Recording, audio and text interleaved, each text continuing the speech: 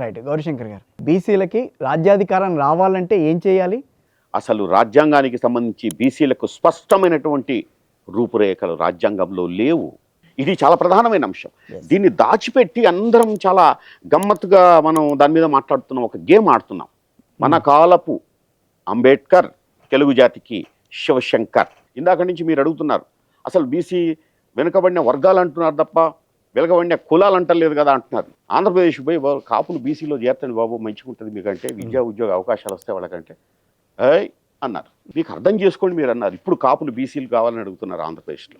ఒక బీసీ పట్టిక, కులాల పట్టిక రావడానికి, విద్యా ఉద్యోగ రిజర్వేషన్లు రావడానికి ఒక వ్యక్తి 20 సంవత్సరాలు 2 దశాబ్దాలు కష్టపడితే ఒక రూపం వచ్చింది. బీసీలకు రాజ్యాంగబద్ధంగా ఉన్న హక్కులు ఏమున్నాయంటే ఏమీ లేవు. ఇది కదా బాధ.